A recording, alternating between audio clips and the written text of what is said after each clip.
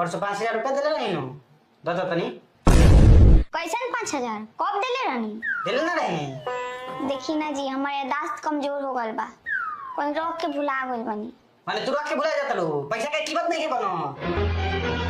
देखी ज्यादा गर्मी मत दिखाई, हमार शादी के टाइम में मुंह देखौनी में 10,503 रुपया मिला रहे तो हम आज ले रहुआ से मांगनी कहियो।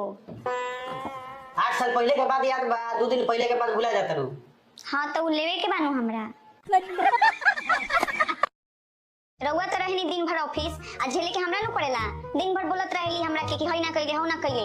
अरे वो बहिनो कम नहीं खी, काम धंधा तो करेली ना, खाली दिन भर सुत रहेली, आके कहियन हई बनाओ हो बनाओ। देखा फिर इनकर बकबक स्टार्ट हो गई, कुछ तरकीब लगावे के पड़ी।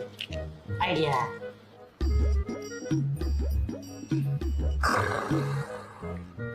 हई देखा सुत गइलन, इनकरा से कुछ बोलले बेकार बा।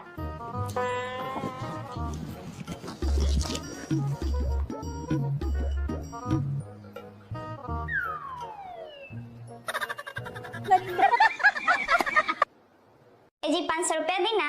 500 रुपया का है हम ना दे, बार बार 500 रुपया मांगत रहे।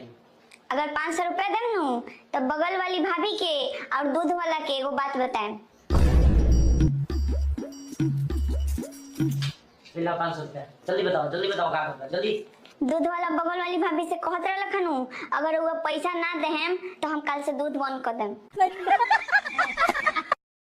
रउआ के दवाई दे देले बानी, अब ठीक हो जाए जल्दी से, आ ले चली हमरा के शॉपिंग करावे। अरे बाप हमर तबीयत खराब हो गइल, अल्लाह तक हम ना जियन। का भौजी का भरुआ? दवाई कोनो समय के करत।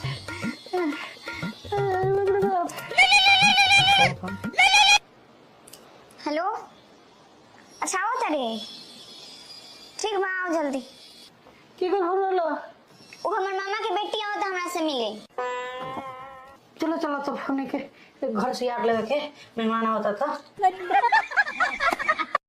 जी हमरा फैमिली में रउआ के पसंद बा? हम जाना त नहीं रउआ कोई के ना पसंद करत होखम।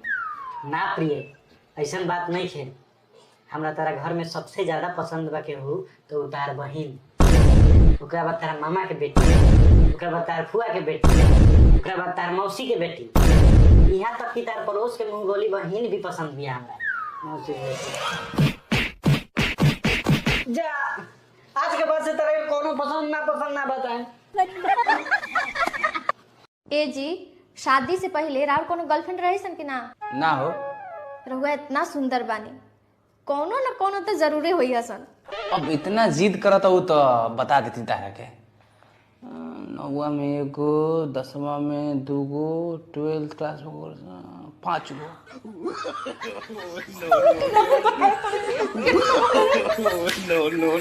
ए जी बहुते ठंडा लागता ना? हाँ हो। तब तक गर्मा गर्म चाय पिए के भी मन करत होई। हाँ हाँ जाए तब 2 कप चाय बना के ले ले आई।